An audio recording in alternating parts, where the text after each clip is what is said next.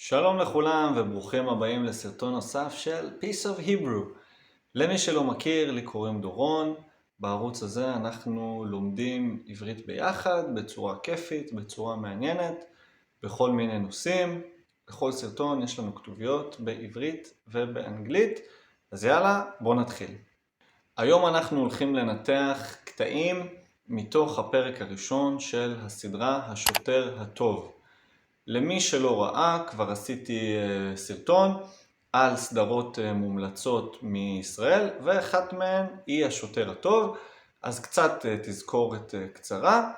השוטר הטוב זוהי קומדיה שמשודרת בנטפליקס, שאותה תוכלו לראות, שבה הגיבור הוא שוטר בשם דני, שמגלה יום אחד שארוסתו, החברה שלו, בוגדת בו עם אישה, ולכן הם נפרדים והוא חוזר לגור בגיל 40 ומשהו עם ההורים. סיטואציה לא פשוטה ולא קלה שמעלה הרבה רגעים קומיים בסדרה, שאנחנו עכשיו נראה מתוך הפרק הראשון וננסה ביחד להבין קצת רפרנסים לתרבות הישראלית, לשפה העברית.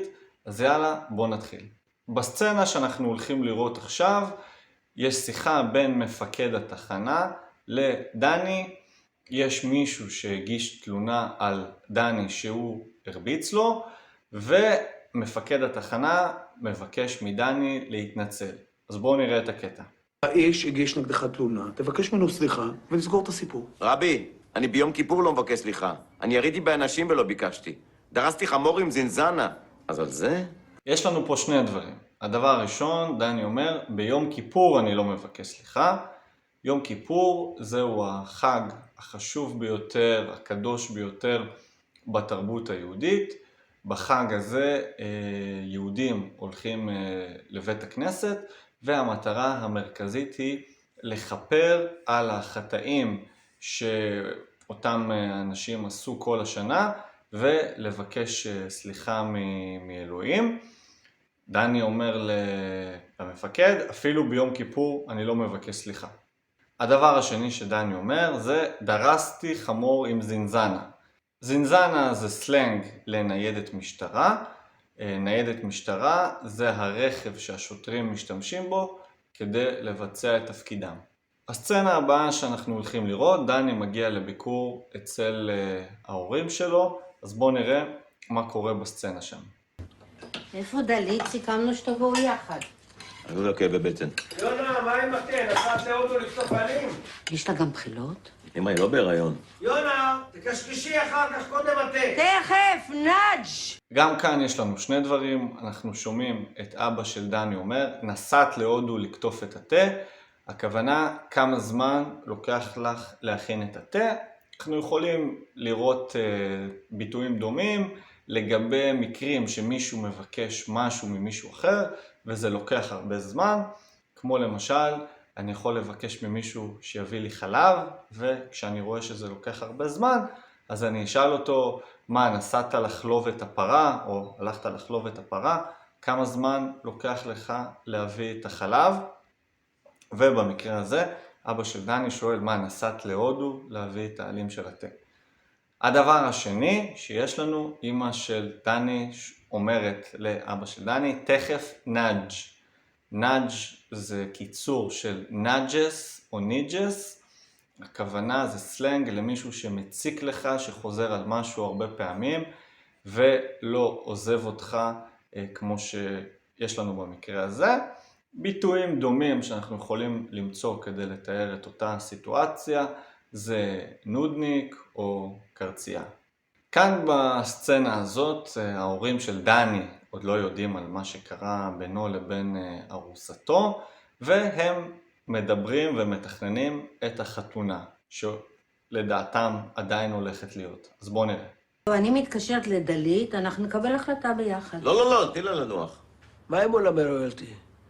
הייתי מכיר את הבעלים, יעשה לנו קווץ'. דלית לא תתחתן באולמי רויאלטי. למה היה נסיכה ממונקו? כאן האבא אומר, איתי מכיר אותו, הוא יעשה לנו קווץ'.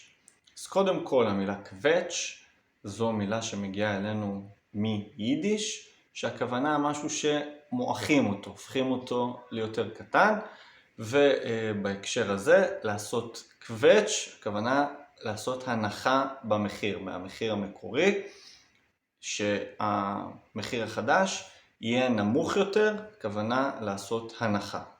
כאן דני שוב אצל ההורים, שכפי שאתם כבר מבינים, מאוד אוהבים אחד את השני, ומסתדרים מאוד טוב, אז בואו נראה מה קורה שם. יונה, מה עם האשכולית? אני צריך ויטמין C. דני, מה אומר החוק לגבי המתות חסד? קח עליו פיקוד, אני יוצאת קצת להתאוורר. אני סובל והיא מבלה. גם כאן יש לנו שני דברים. אמא של דני שואלת אותו, מה החוק לגבי המתת חסד? המתת חסד זה מצב שמישהו מאוד חולה, והחיים שלו הם כבר סבל, אז בעצם במרכאות עושים לו טובה, מקצרים את הסבל שלו ועוזרים לו למות, כי המצב שלו כבר סופני והוא מאוד סובל. אז אמא של דני אומרת בסרקזם, מה החוק לגבי המתת חסד, כי היא כבר לא יכולה לסבול את האבא של דני. והדבר השני שהאמא אומרת זה, אני יוצאת, קח עליו פיקוד. הכוונה בקח עליו פיקוד זה תשתלט על המצב, תנהל את הסיטואציה. אנחנו יכולים לשמוע את הביטוי הזה גם בתפוס פיקוד או תפוס עליו פיקוד. כאן בסיטואציה הזאת, אבא של דני יושב מול הטלוויזיה ומדבר לעצמו, בזמן שדני שוכב בסלון וישן. בואו נשמע מה הוא אומר.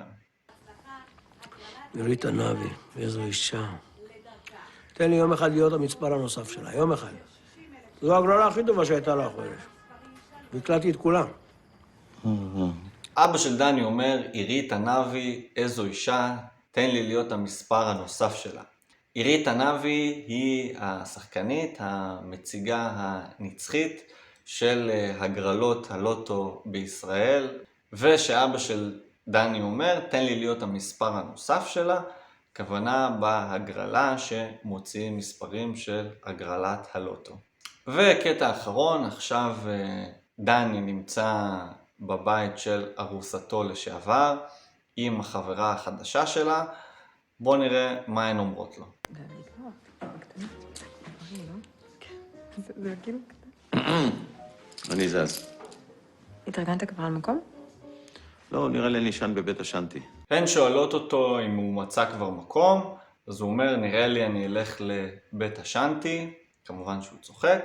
בית השנטי זה מקום שנמצא בדרום הארץ, במדבר, שמיועד לילדים, לנוער שמגיעים מבתים הרוסים, מה שנקרא נוער בסיכון. אז דני אומר בצחוק שנראה לי שאני אלך לשם, כי אין לו בית. אז זה היה הסרטון שלנו להיום, אני מקווה שאהבתם. אם זה המצב, אני אשמח אם תשתפו עם חברים, תעשו לנו לייק, וכמובן אם עדיין לא נרשמתם לערוץ, אז בבקשה תירשמו. אם אתם רוצים שאני אנתח פרקים נוספים, סצנות נוספות מתוכניות ישראליות, אתם מוזמנים לרשום לי כאן בתגובות. אני תמיד שמח לקרוא על רעיונות חדשים לסרטונים, ונתראה ביום שלישי הבא. יאללה ביי.